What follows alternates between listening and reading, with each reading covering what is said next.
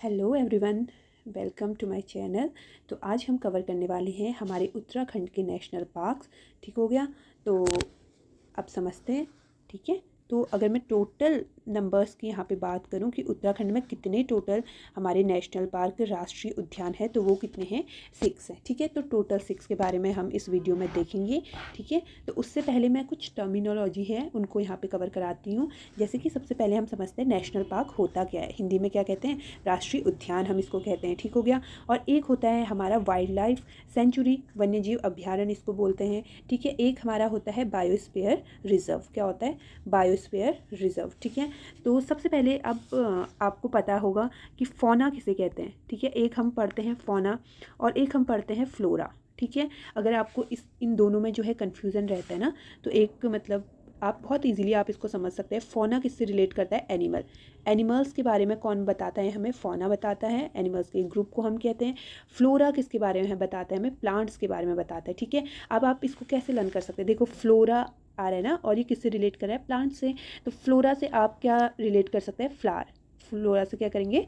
Flower. इस तरीके से आप याद कर सकते हो। फ्लावर किस में होते हैं? प्लांट्स में होते हैं। ठीक है। तो ये दोनों समझ में आ गया। अब क्या हम देखेंगे कि जो नेशनल पार्क्स होते हैं ना, तो ये क्या करते हैं? ये दोनों को कंजर्व करते हैं, यानी हमारे फ्लोरा को भी करते हैं और साथ में फौना को भी करते हैं। ठीक हो गया। यानी कि यहाँ पे प्लांट्स भी हमारे जो है कंजर्व रहते हैं और फौना भी कंजर्व रहते हैं। और अगर वहीं मैं वाइल्ड लाइफ सेंचुरी की बात करूँ, तो वाइल्ड लाइफ यानी कि नाम से ही वन्य जीव अभ्यारण्य। ठीक है। तो नाम से ही हमें पता चल रहा है कि ये सिर्फ किसको करते होंगे? एनिमल्स को करते होंगे। तो यहाँ पे कौन कंजर्व रहता है? सिर्फ और सिर्फ फौना कंजर्व रहते हैं। ठीक है। और वही मैं बायोस्फीयर रिजर्व की बात करूँ, तो यहाँ पे भी दोनों ही रहते हैं। ठीक है। नेशनल पार्क की तरह फ्लोरा और फौना दोनों को यहाँ पे क्या करा जाता है? कंजर्व करा जाता है। अब क्या होता है कि जो हमारा बायोस्फीयर रिजर्व है ना, तो इसको हम क्या करते हैं? 3 जोन्स में यहाँ पे हम बांटते हैं। तो अब सबसे पहले हम इसको समझेंगे। ठीक है। बायोस्फीयर रिजर्व, तो इसको बायोस्फीयर रिजर्व हो गया। ठीक है। तो इसको हम क्या करते हैं? 3 जोन में हमारे बांटते हैं। एक ये हो गया, दूसरा ये हो गया, मतलब इसके एरिया की हम जोनिंग करते हैं, और तीसरा ये हो गया। तो जो इसके सबसे अंदर का जो पार्ट होता है वो होता है कोर। ठीक हो गया। फिर होता है बफर, और फिर होता है ट्रांजिशन। फिर क्या होता है? ट्रांजिशन एरिया हम इसको बोल देते हैं। बफर जोन हो गया और कोर एरिया। ठीक हो गया। तो अब समझते हैं इसका मीनिंग क्या है। ठीक है। तो जो ट्रांजिशन एरिया होता है ना, तो ये बायोस्फीयर रिजर्व के बाहर का पार्ट होता है। ठीक है। अब यहाँ पे बहुत इजी लैंग्वेज में हम समझेंगे कि यहाँ पे हम सब कुछ कर सकते हैं, सब अलाउड है यहाँ। ठीक है। यानी कि हम यहाँ पे घूम सकते हैं। ठीक है। और मतलब हमारा गाना वाना, साउंड वाउंड सब कर सकते हैं, ग्रेजिंग करवा सकते हैं। ये सब चीज़ें ह्यूमन एक्टिविटी जितनी भी रहती है, टूरिज्म वगैरह, हमारे टूरिज्म में जो कुछ भी रहता है, सफारी ये वो, तो ये सब क्या है? यहाँ पे अलाउड रहता है ट्रांजिशन एरिया में। और वहीं अगर मैं बफर जोन की बात करूँ, तो ट्रांजिशन एरिया से कुछ लिमिटेशंस आ जाती है, पर फिर भी यहाँ पे टूरिज्म तो अलाउड है, और साथ ही ग्रेजिंग भी यहाँ पे हम करा सकते हैं एनिमल्स को। ठीक है। जैसे होते हैं ना टूरिज्म, जो टूरिस्ट लोग होते हैं वो एनिमल्स को कुछ खिलाते विलाते हैं, तो वो चीज़ें अलाउड है। ठीक है। लेकिन ट्रांजिशन जो एरिया है, उससे कुछ चीज़ें जो हैं हम यहाँ पे कम कर सकते हैं, उतना ज़्यादा शोर वगैरह नहीं कर सकते हैं, कुछ लिमिटेशंस यहाँ पे आ जाती है। और जो थर्ड सबसे अंदर का जो पार्ट आता है, वो आता है हमारा कोर एरिया। ठीक है। अब यहाँ पे क्या हो जाता है? बिल्कुल ही हम नहीं कर सकते, नो ह्यूमन एक्टिविटी। ठीक है। यहाँ पे ह्यूमंस के द्वारा कुछ भी एक्टिविटी नहीं होती है, हम यहाँ पे नहीं जा सकते हैं बायोस्फीयर रिजर्व के इस वाले एरिया में। ठीक हो गया। तो बायोस्फीयर रिजर्व समझ में आया। तो उत्तराखंड में एक बायोस्फीयर रिजर्व है, नंदा देवी, तो उसको हम आगे की वीडियो में जो है कवर करेंगे। अभी सिर्फ हमें इतना समझना है। ठीक हो गया। हमने क्या देखा अभी तक? टोटल 6 नेशनल पार्क उत्तराखंड में है। ठीक है। फिर हमने 2 जो है हमारी टर्मिनोलॉजी समझी, कौन सी? फ्लोरा और फौना की। तो फौना किसको बोलते हैं? एनिमल्स को बोलते हैं। और वहीं अगर मैं फ्लोरा की बात करूँ, तो फ्लोरा से आप रिलेट कर सकते हैं फ्लोरा, फ्लावर्स। ठीक है। तो फ्लोरा किसको बोलते हैं? प्लांट्स को बोलते हैं। ठीक हो गया।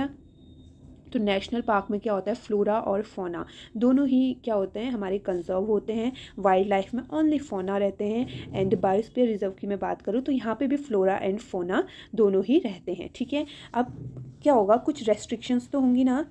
रेस्ट्रिक्शन, अब गवर्नमेंट इसको जो है कंजर्व कर रही है, तो कुछ रेस्ट्रिक्शंस यहाँ पे इन तीनों में लगती हैं। तो जो मैक्सिमम रेस्ट्रिक्शन हम देखते हैं, जैसे हमने देखा इस जोन में इसको बांटा हुआ है बायोस्फीयर रिजर्व को, तो सबसे ज़्यादा हमें रेस्ट्रिक्शन कहाँ देखने को मिलती है, बायोस्फीयर रिजर्व में देखने को मिलती है।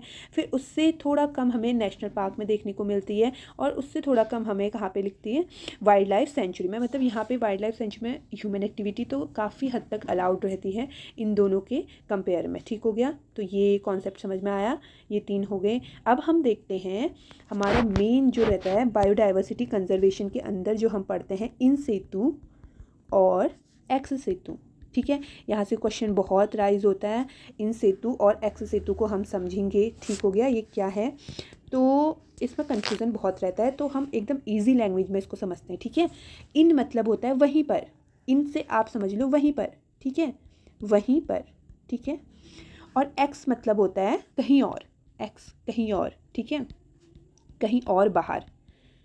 ठीक हो गया, तो इन सेतु से हम क्या लिख सकते हैं कि जहाँ है वहीं पर कंजर्व, जहाँ है वहीं पर कंजर्व।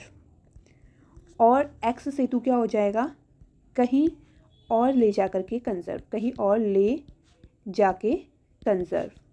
ठीक हो गया, अब आपको अभी भी समझ में नहीं आया तो देखते हैं। ठीक है, अब एग्जाम्पल के थ्रू हम समझेंगे। ठीक हो गया, तो इसका सबसे इन सेतु का अगर मैं एग्जाम्पल बताऊं तो जैसे हमने देखा नेशनल पार्क, ठीक है, और हमारा बायोस्फीयर हो गया, बायोस्फीयर रिजर्व। फिर हमने देखा वाइल्ड लाइफ सेंचुरी हमारी होगी। ठीक है, एक हमारा आता है सेक्रेड ग्रूव्स हो गए। ठीक हो गया, तो आप समझते हैं जैसे नेशनल पार्क है, बायोस्फीयर रिजर्व है, वाइल्ड लाइफ सेंचुरी है, और इसको अगर मैं हिंदी में लिखूं तो पवित्र उपवन।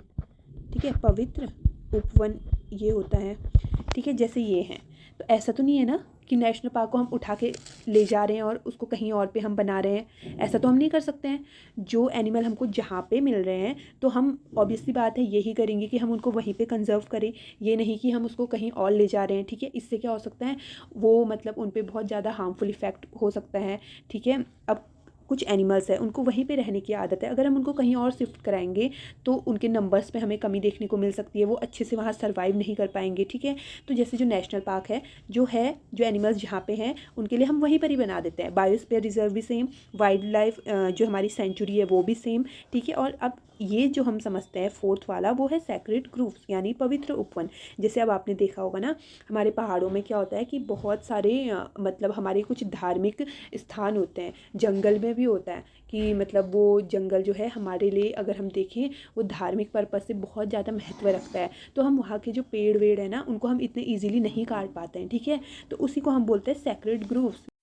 ठीक है, सेक्रेड ग्रूव्स भी समझ में आया, तो इन सेतु के एग्जांपल्स ये रह गए। ठीक है, अब आप अपनी अंडरस्टैंडिंग के थ्रू सोचना, और ठीक है फिर आप कुछ भी सॉल्व कर सकते हो अगर आपसे पेपर में कुछ और भी वो पूछता है। ठीक है, अब हम देखते हैं एक्स सेतु। एक्स सेतु मतलब कहीं और हम उसको शिफ्ट करा करके कंजर्व कर रहे हैं। तो इसका एग्जाम्पल जैसे हम देख सकते हैं जो हमारे जूलॉजिकल गार्डन्स होते हैं। ठीक है, जूलॉजिकल जो गार्डन्स हैं, और या फिर बॉटेनिकल गार्डन्स हो गए। ठीक है, बॉटनिकल गार्डन्स हो गए, या क्या हो सकता है wild life safari, wild life safari.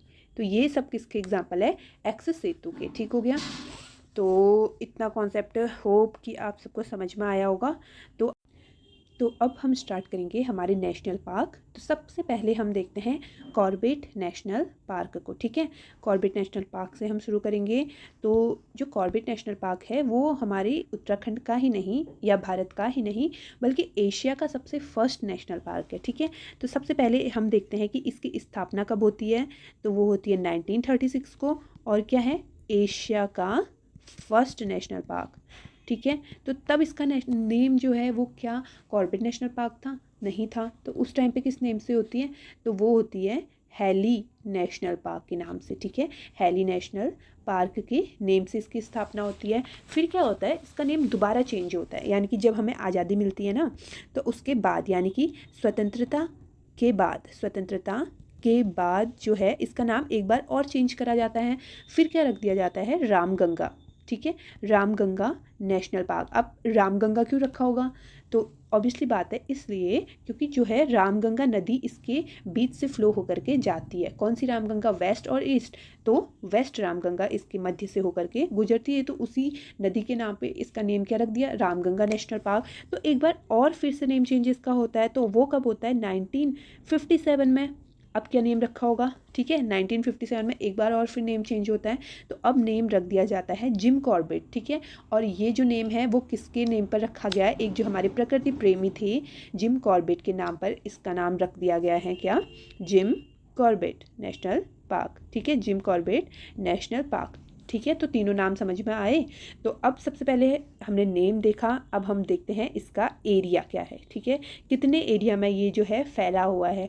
तो एरिया इसका है 520.82 स्क्वायर किलोमीटर। अब आपको एक पॉइंट की बात का याद रखने की कोई ज़रूरत नहीं है, मेन है आप याद रखना 520 स्क्वायर किलोमीटर पे जो है ये नेशनल पार्क हमारा फैला हुआ है। अब ये इसका जो एरिया है वो कहाँ कहाँ आता है, एक तो आता है हमारा पौड़ी डिस्ट्रिक्ट में, ठीक है, और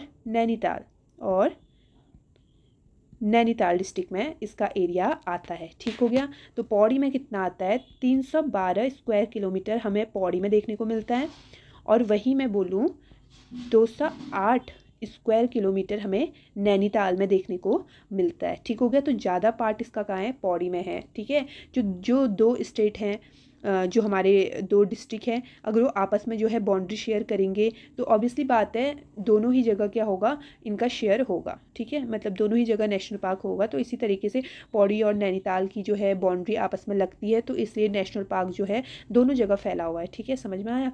तो दो जगह पर ये फैला हुआ है। अब इसके जो एंट्री गेट है, ठीक है, जो इसका प्रवेश द्वार है, प्रवेश द्वार कहाँ होगा कॉर्बेट का, तो इसका जो प्रवेश द्वार है वो है ढिकाला, ठीक है, प्रवेश द्वार का है ढिकाला, नैनीताल में पड़ता है, ठीक है, नैनीताल ढिकाला में है, ठीक है। और अब देखते हैं ये जो नेशनल पार्क है इसके मतलब मध्य से क्या क्या होकर के गुजरता है, ठीक है। नेशनल पार्क जो है यहाँ से वेस्ट रामगंगा नदी बहती है। कौन सी नदी बहती है अगर आपसे पूछिए, और ये हाल ही में पूछा भी गया है, वेस्ट रामगंगा रिवर जो है यहाँ से फ्लो करती है, और इसके बीच में क्या है हमारा कौन सा दून स्थित है, पाटली दून है, ठीक है, पाटली दून यहीं पर है। और कॉर्बेट वाटरफॉल्स हमें यहाँ देखने को मिलते हैं, क्या देखते हैं, कॉर्बेट वाटरफॉल यहाँ पे हमें देखने को मिलता है, ठीक है। अब कुछ एक्स्ट्रा फैक्ट देखें, तो अब एक्स्ट्रा फैक्ट मैं आपको बताती हूँ, जो हमारे पश्चिमी रामगंगा है, ठीक है, तो इसका जो उद्गम स्थल है वो कहाँ है, हमारा दूधातोली पर्वत श्रेणी, दूधातोली पर्वत श्रेणी, जिसको हम क्या बोलते हैं, उत्तराखंड का पामीर भी हम इसको बोलते हैं, ठीक है, उत्तराखंड का पामीर भी हम इसको बोलते हैं। और यहाँ से क्या है ना 5 रिवर्स हमारी निकलती है, एक तो हमने देख लिया पश्चिमी रामगंगा, बाकी हम देखते हैं हमारा पश्चिमी नयार और पूर्वी नयार, ठीक है, आटागाड़ और वीनो रिवर, ठीक है। तो ये 5 रिवर है जिनका उद्गम स्थल कहाँ से है, दूधातोली पर्वत श्रेणी से है, ठीक हो गया। तो ये हो गया हमारा एक्स्ट्रा फैक्ट। तो अब हम आगे और देखते हैं इसके साथ और जो क्या क्या पॉइंट हमें यहाँ से मिलेंगे। तो कॉर्बेट को जो है ना 1 नवंबर 1973, ईयर आपको याद रखना है, 1 नवंबर 1973 इंडिया का, ठीक है, हमारे उत्तराखंड का ही नहीं, मतलब उस टाइम तो उत्तराखंड बना भी नहीं था, तो इंडिया का फर्स्ट टाइगर रिजर्व घोषित करा जाता है, ठीक है, फर्स्ट टाइगर रिजर्व घोषित, ठीक हो गया। अब दूसरा और पॉइंट हमें क्या मिल सकता है, अब अप्रैल 2012 की अगर मैं बात करूं तो उस टाइम पे क्या होता है कि जो कॉर्बेट का जो 500 मीटर का जो दायरा है उसको क्या कर देते हैं, साइलेंस जोन घोषित, ठीक है, 500 मीटर के दायरे को साइलेंस जोन घोषित कर दिया जाता है, ठीक है। यहाँ पे मतलब उतना शोरगुल हम लोग नहीं कर सकते हैं, बिल्कुल एकदम शांत एरिया घोषित कर दिया जाता है, ठीक है। 2013 में क्या होता है, 2013 में क्या होता है, स्पेशल टाइगर प्रोटेक्शन फोर्स का गठन, ठीक है, स्पेशल टाइगर प्रोटेक्शन फोर्स का गठन होता है, 118 सदस्य इस पे होते हैं, ठीक है, ये हमें याद करना है। अब एक आप पूछता है मैक्सिमम जो पर्यटक है मैक्सिमम जो टूरिस्ट है वो कौन से नेशनल पार्क में आते हैं, तो फर्स्ट नंबर पे आते हैं हमारे कॉर्बेट में, ठीक है। सेकंड में आते हैं राजा जी में, राजा जी हम आगे देखेंगे। और थर्ड आते हैं हमारे कहाँ, वैली ऑफ फ्लावर्स में। कहाँ आता है, वैली ऑफ फ्लावर्स में, ठीक हो गया। अब एक लास्ट पॉइंट और यहाँ से बच जाता है, वो है कि कोविड-19, ठीक है, कोविड-19 के टाइम जो है फर्स्ट एनिमल क्वारंटाइन, ठीक है, क्वारंटाइन कहाँ खुला था, क्वारंटाइन सेंटर ये कॉर्बेट में खुला था, ठीक हो गया। तो ये एक बहुत इंपॉर्टेंट पॉइंट है। और एक मैं बता दूं आपको ऐसी कि जिम कॉर्बेट जो है इसमें फर्स्ट बार जो है फीमेल को गाइड के तौर पर क्या क्या करा गया है, नियुक्त करा गया है, कहाँ, इस नेशनल पार्क में, ठीक हो गया। तो ये हमारे कुछ इंपॉर्टेंट पॉइंट्स हैं। और राइटिंग तो यार ऐसी हुई है तो जो मैं बोल रही हूँ आप उसको सुन करके समझ सकते हो, तो शायद फिर आपको समझ में आ जाएगा, ठीक है। तो ये हमने देख लिया हमारा कॉर्बेट। अब दूसरा हम क्या देखते हैं, हमारा नंदा देवी नेशनल पार्क, ठीक है। नंदा देवी नेशनल पार्क के बारे में हम देखते हैं। तो अब सबसे पहले हमें क्या देखना है कि इसकी स्थापना कब होती है, वो होती है 6 नवंबर 1982 में बनता है नंदा देवी नेशनल पार्क, ठीक हो गया। और हम क्या देख सकते हैं कि इसका ओल्ड नेम क्या था, पुराना नेम क्या था, संजय गांधी, क्या था, संजय गांधी नेशनल पार्क, ठीक हो गया। अब इसका हमने, ठीक है, ये कौन से डिस्ट्रिक्ट में है, हमारे चमोली डिस्ट्रिक्ट में ये पड़ता है, ठीक हो गया। अब इसका हेडक्वार्टर की अगर मैं बात करूँ, हेडक्वार्टर कहाँ है, जोशीमठ में, हेडक्वार्टर कहाँ है, जोशीमठ, चमोली में पड़ता है, ठीक हो गया। अब इसकी एरिया कितना है इसका, वो है 624 स्क्वायर किलोमीटर में ये जो नेशनल पार्क है वो फैला हुआ है। और अब क्या आता है, एक बहुत इम्पोर्टेंट पॉइंट कि यूनेस्को में जो है ये नेशनल पार्क लिस्टेड है। तो यूनेस्को में कब लिस्ट इसको करा गया था, तो वो करा गया था 1988 में इसको लिस्ट करा गया था, ठीक है। तो ये बेसिक सा है हमारा किसके बारे में, नंदा देवी नेशनल पार्क के बारे में, ठीक हो गया। ये एक्स्ट्रा शीट मैंने यहाँ पे ली हुई थी। अब थर्ड हमारा है वैली ऑफ फ्लावर्स, ठीक है। तो अब हम देखते हैं हमारा valley of flowers national park, ठीक है। तो बहुत इंपॉर्टेंट फैक्ट्स हमको यहाँ से मिलते हैं, ठीक है। काफ़ी सारे फैक्ट्स हमें यहाँ से देखने को मिलते हैं, तो उन सबको अब हम एक एक करके कवर करते हैं। सबसे पहले ये जो नेशनल पार्क है वो कहाँ है, चमोली में है, ठीक है। कहाँ है हमारा, चमोली में है, ठीक है। और अगर फिर मैं बताऊं कि इसकी स्थापना भी कब हुई थी, जब नंदा देवी की हुई थी, यानी 1982 में ही ये क्या हुआ था, बना था हमारा। और फिर मैं आपको बताऊं कि जो हमारा स्कंद पुराण है, ठीक है, स्कंद जो पुराण है उसका जो केदार खंड वाला भाग है, केदार खंड में नंदकानन इसको कहा गया है, ठीक है। अन्य नाम इसके पूछता है बहुत कि नंदकानन किसे कहा जाता है, तो वैली ऑफ फ्लावर्स को कहा जाता है। किस में कहा गया है, स्कंद पुराण के केदार खंड में कहा गया है। और जो केदार खंड है इसमें हमें कहाँ की जानकारी देखने को मिलती है, तो गढ़वाल की मिलती है, ठीक है, गढ़वाल की देखने को मिलती है। आप कैसे याद करेंगे, केदार खंड, केदारनाथ मंदिर जो है वो हमारा कहाँ है, गढ़वाल में है। तो केदार खंड किसकी जानकारी देगा, हमें गढ़वाल के बारे में बताएगा, ठीक हो गया। तो अब ये हमने देखा। उसके बाद एक जो हमारे फेमस जो महाकवि थे, कौन, कालिदास की जो बुक है कौन सी, मेघदूत, कालिदास की जो मेघदूत बुक है उसमें क्या कहा गया है, इसे अलका कहा गया है, ठीक है। क्या कहा गया है, अलका इसे कहा गया है। अब जो है ये जो वो है वैली ऑफ फ्लावर्स है वो क्या है, दो पर्वतों के मध्य है, एक है नर और एक है गंधमादन। एक कौन सा है, गंधमादन पर्वतों के मध्य, समुद्र तल से इसकी जो हाइट है, समुद्र तल से जो हाइट है किसकी, वैली ऑफ फ्लावर्स की, तो वो कितनी है, 3600 मीटर इसकी क्या है, ऊंचाई है, ठीक हो गया। और इसके बीच में से मध्य से कौन सी नदी होकर के गुजरती है, मध्य से पुष्पावती रिवर जो है यहाँ फ्लो होती है, कौन सी, पुष्पावती रिवर जो है फ्लो होती है। अब मैं एरिया की इसकी बात करूँ तो सबसे छोटा ये नेशनल पार्क है, 87.50 स्क्वायर किलोमीटर जो है इसका एरिया है। और जो कि क्या है, सबसे छोटा है, सबसे छोटा एरिया इसका है। ठीक हो गया। अब यूनेस्को में ये कब लिस्ट हुआ था?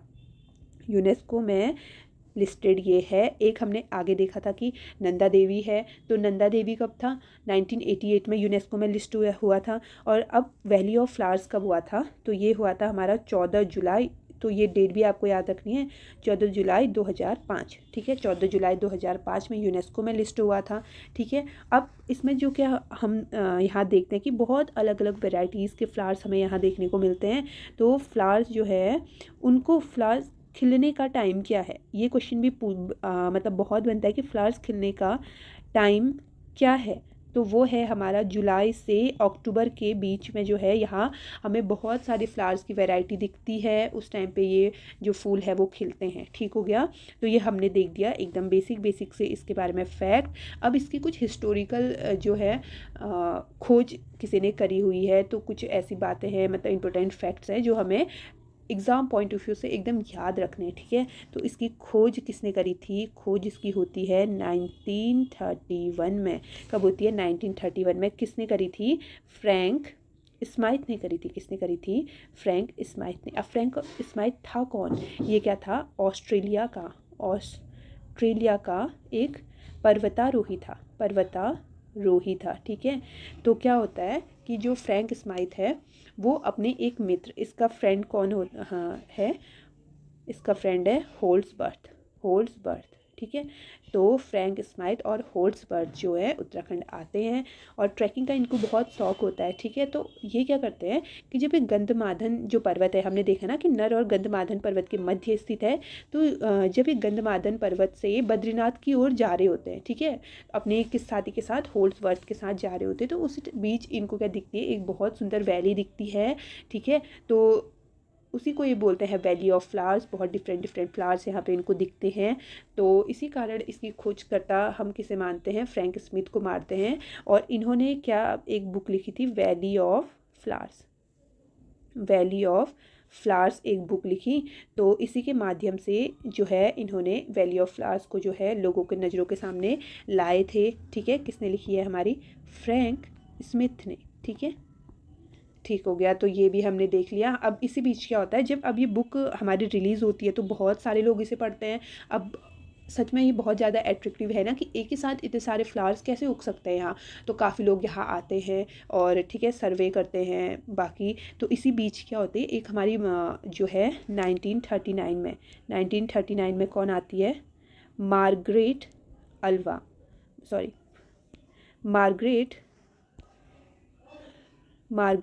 लैग आती है। कौन आती है? मार्गरेट लैग आती है। और ये क्या होती है? एक वनस्पति विज्ञानी होती है। ठीक है, बॉटनिकल से ये रिलेटेड होती है, वनस्पति विज्ञानी होती है। तो ये आती है और यहाँ पे मतलब क्या करती है कि फूलों की प्रजाति का अध्ययन करने के लिए ये आई हुई होती है। ठीक है, तो जैसे ये अध्ययन कर रही होती है तो उसी टाइम क्या होता है, इसका अचानक से पैर फिसल जाता है और वहीं पर इसकी क्या हो जाती है? मृत्यु हो जाती है। तो वैली ऑफ फ्लावर्स में ही हमें इनकी समाधि भी देखने को मिलती है। किसकी? मार्गरेट लैग की समाधि हमें देखने को मिलती है। तो अब कुछ इसके नेम्स हैं, अदर नेम्स की अगर मैं बात करूँ वैली ऑफ फ्लावर्स के, और बहुत इंपॉर्टेंट ये है क्योंकि पूछ लेता है कि ये किसका नेम है करके। ठीक है, बेकुंठ हम इसको बोलते हैं। ठीक है, भ्यूंडार बोलते हैं, बेकुंठ, भ्यूंडार। गंधमार्दन बोलते हैं, क्यों? क्योंकि गंधमार्दन और नर पर्वत के मध्य है। और हम बोलते हैं पुष्पावली, क्यों? पुष्पावती रिवर के नेम पे पुष्पावली। एंड अब इसकी खोज किसने करी थी? फ्रैंक स्माइथ ने। तो इसलिए हम इसे क्या बोल देते हैं? फ्रैंक स्माइथ घाटी भी बोल देते हैं। ठीक है, तो ये तो हमने यहाँ देख लिया। और दो नेम हमने ऊपर भी देखे थे, वो कौन से थे? एक तो नंदकानन जो कि स्कंद पुराण के केदार खंड में मेंशन है, और एक तो अलका जो कि कालिदास के मेघदूत में मेंशन है। ठीक है, ये सब तो है इसके अदर नेम्स। अब क्या है कि जो वैली ऑफ फ्लावर्स है ना, इसमें एक खरपतवार इंग्लिश में क्या हम बोलते हैं? वीड्स। ठीक है, जो क्या होता है, मतलब एक्स्ट्रा घास होती है जो यूज़फुल घास को नहीं उगने देती है। ठीक है, तो उनको हार्म पहुंचाती है, तो वो उग रही है। एक खरपतवार है जिसका विस्तार लगातार इस घाटी में बढ़ते जा रहा है और क्या है, बहुत हार्म जो है ये फ्लावर्स को पहुंचा रहा है। तो उस खरपतवार का नाम अगर मैं आपको बताऊं, एक मिनट, हाँ, तो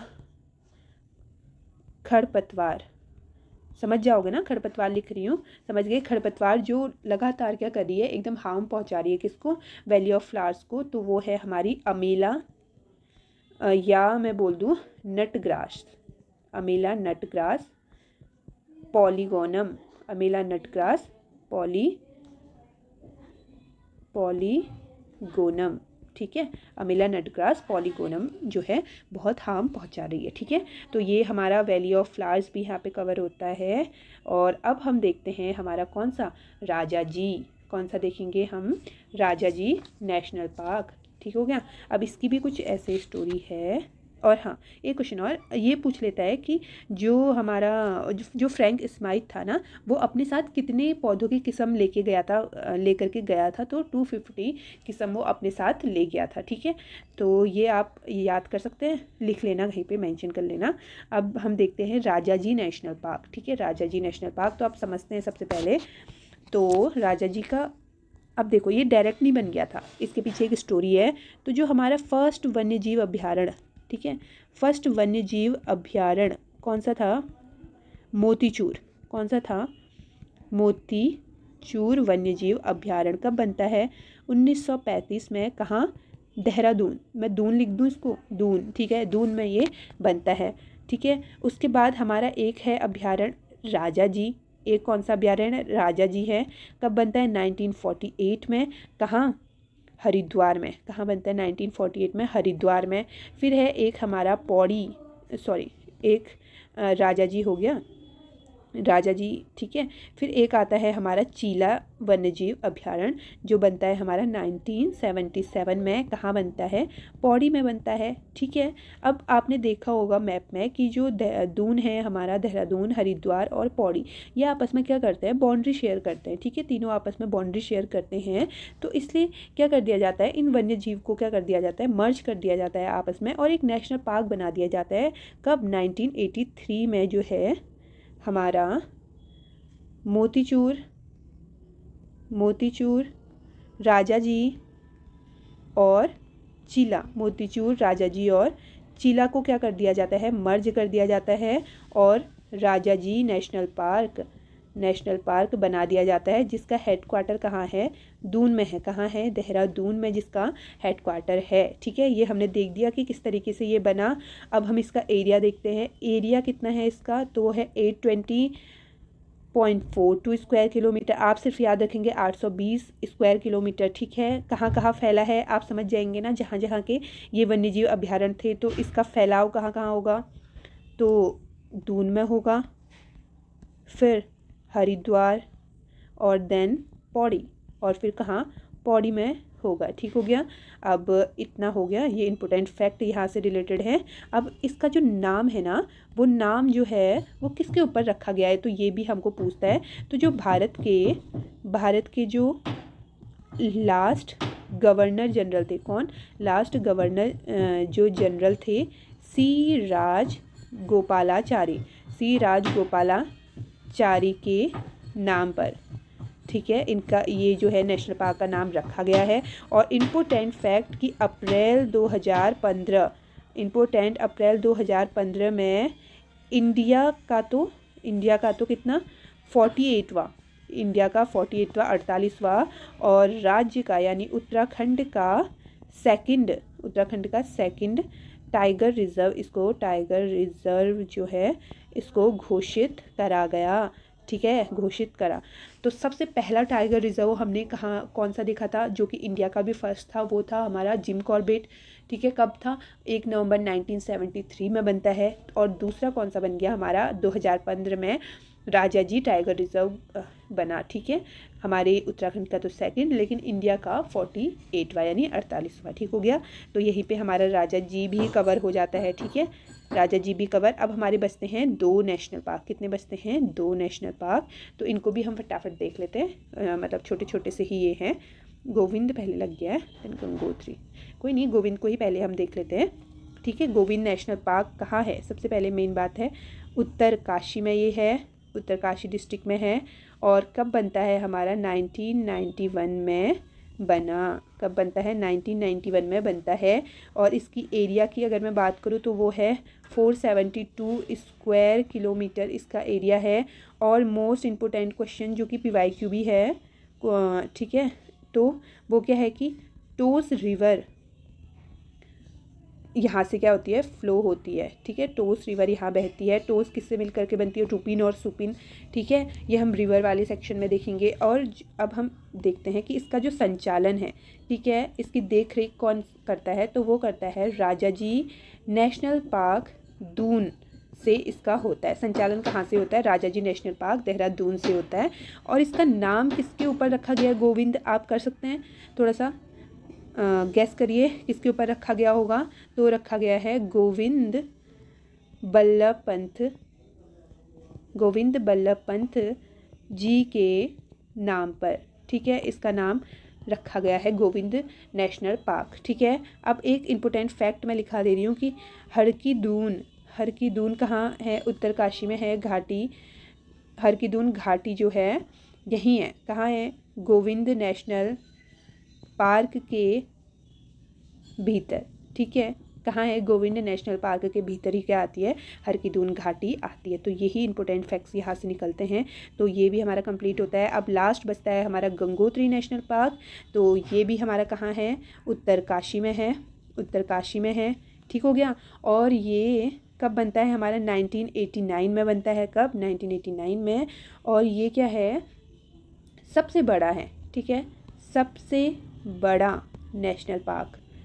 एरिया 2390 स्क्वायर किलोमीटर, ठीक हो गया। और सबसे छोटा हमने कौन सा देखा था? वैली ऑफ फ्लावर्स, जो कि कितना था? 87.5 स्क्वायर किलोमीटर, 50 स्क्वायर किलोमीटर पे फैला हुआ था। कौन सा? Valley of flowers. और वहीं सबसे बड़ा कौन सा है? Gangotri national park 2390 square kilometre में फैला हुआ है, ठीक है। फर्स्ट देश का, यानी देश का, इंडिया का फर्स्ट हिम तेंदुआ संरक्षण भी यहीं खोला गया है। कहाँ? हिम तेंदुआ संरक्षण खोला गया है, ठीक है। हिम तेंदुआ संरक्षण खोला जाएगा, अभी तो वैसे खोला जाएगा यहीं जो भैरव घाटी है उसी में, ठीक है। नेशनल पार्क, होप आपको समझ में आया होगा। राइटिंग के लिए आप थोड़ा सा कोऑपरेट करेंगे और आवाज़ के लिए भी थोड़ा कोऑपरेट करेंगे, क्योंकि मैं अभी न्यू हूँ और अभी उतना है नहीं मेरे पास माइक वगैरह। तो अगर आप लोग सपोर्ट करेंगे तो फिर धीरे धीरे सब होगा। तो इसलिए अब ये टेबल मैंने इसलिए यहाँ पे रखी हुई है ना, कि हम एक शॉर्ट समरी फटाफट देख लेते हैं कि हमने क्या पढ़ा था, ठीक है। आपको बनाना है मेरे साथ। कॉर्बेट, फिर हमने क्या देखा था? नंदा देवी, आप लोग भी इसको बनाना शॉर्ट में। फिर वैली ऑफ फ्लावर्स, फिर हमने क्या देखा था? राजा जी, फिर देखा हमने कौन सा? गंगोत्री, और देन गोविंद। अब नेशनल पार्क तो मैं नहीं लिख रही हूँ, ठीक है। अब ये कहाँ था हमारा? पौड़ी और नैनीताल में था। और नंदा देवी चमोली में, वैली ऑफ फ्लावर्स चमोली में, राजा जी हमारा दून, हरिद्वार, हरी लिख रही हूँ, ठीक है, हरिद्वार और पौड़ी, गंगोत्री उत्तरकाशी, और गोविंद भी हमारा उत्तर काशी में है, ठीक है। अब इसकी स्थापना 1936, एशिया का फर्स्ट। नंदा देवी 1982, यूनेस्को में 1988, ठीक है, रिमेंबर करते रहना है। चमोली भी 1982, यूनेस्को में 14 जुलाई 2005 में शामिल। राजा जी 1983, ठीक है, अलग अलग उससे बना था ना। मोतीचूर देहरादून में था 1935। हरिद्वार में क्या था? राजा जी 1948, वन्य जीव विहार। पौड़ी में क्या था? हमारा चीला, ठीक है, जो कि 1977 में बना था। इन तीनों को ही मर्ज करके राजा जी बनाया गया था 1983 में। गंगोत्री की मैं बात करूँ तो 1989, गंगोत्री 1989 उत्तरकाशी में, और गोविंद भी उत्तरकाशी में 1991 में बनता है, ठीक है। अब ये भी हमने देख दिया। अब इसकी एरिया की हम बात करें तो कॉर्बेट कितना था? 520 स्क्वायर किलोमीटर। इसके एरिया से बहुत क्वेश्चन पूछते हैं। नंदा देवी हमारा 624 स्क्वायर किलोमीटर, ठीक है। पॉइंट की बात का आपको याद नहीं करना है, मेन इतना ही। और वैली ऑफ फ्लावर्स सबसे छोटा है हमारा 87.50 स्क्वायर किलोमीटर। और राजा जी कितना है हमारा? राजा जी की अगर मैं बात करूँ तो 820 स्क्वायर किलोमीटर, 820 स्क्वायर किलोमीटर। और वहीं अगर मैं बात करूँ किसकी, हमारी गंगोत्री की, तो ये सबसे बड़ा है 2390 स्क्वायर किलोमीटर। और गोविंद की मैं बात करूँ तो ये है हमारा 472 स्क्वायर किलोमीटर। ठीक हो गया। और ये इतना इम्पोर्टेंट टॉपिक है, जैसे मैं अभी PYQ कराऊंगी तो आपको मतलब हर पेपर में यहाँ से क्वेश्चन देखने को मिलेगा, कंफर्म है कि मिलेगा ही मिलेगा। ठीक है, तो आपको अच्छे से ये कंप्लीट कराना है। बस देखो आपको इतना ही पढ़ना है। कहीं पे पूछ देगा मतलब इसी तरीके फैक्ट देगा, कहीं पे जनरल पूछ देगा कि कॉर्बेट कहाँ है, नंदा देवी कहाँ है, वैली ऑफ फ्लावर्स कहाँ है, कहीं पे पूछ देगा एरिया वाइज इनको हमें लगाना है। ठीक है, डिक्रीजिंग ऑर्डर में लगाना है, घटते हुए क्रम में, या फिर इंक्रीजिंग ऑर्डर में बढ़ते हुए क्रम में लगाना है। ठीक है, तो आपको ये भी याद होना चाहिए। आपको क्या करना है, इस टेबल को देखना है तो आपको खुद ऑटोमेटिकली याद हो जाएगा। ठीक है, ज़्यादा हाइपर टेंशन नहीं लेना है कि इतने न्यूमेरिक्स कैसे याद होंगे इस तरीके से, तो खुद ही आपको याद हो जाएगा। और बाकी यही है। अब इसको इंक्रीजिंग ऑर्डर में आप लगा सकते हैं इंक्रीजिंग ऑर्डर, बढ़ता हुआ क्रम पे अगर हमें लगाना हो तो हम लगा सकते हैं।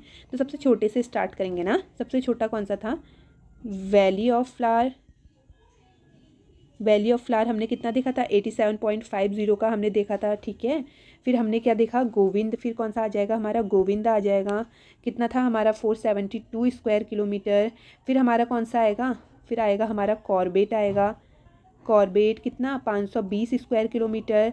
ठीक है, फिर हमारा कौन सा आ जाएगा, नंदा देवी आ जाएगा, नंदा देवी 624 स्क्वायर किलोमीटर। ठीक है, 4 हो गए। फिर हमारा कौन सा आ जाएगा, राजा जी, सॉरी एक मिनट, फिर आ जाएगा राजा जी, और फिर आ जाएगा स्टार्टिंग में गंगोत्री, टॉप में कौन सा रहेगा, गंगोत्री। ठीक है, तो ये ऑर्डर हो गया। इसी तरीके से डिक्रीजिंग गंगोत्री से आप वैली ऑफ फ्लावर्स तक ले जाएंगे। तो ये रहा हमारा पूरा टॉपिक। होप आपको पसंद आया होगा। एंड करते हैं, तो थैंक यू।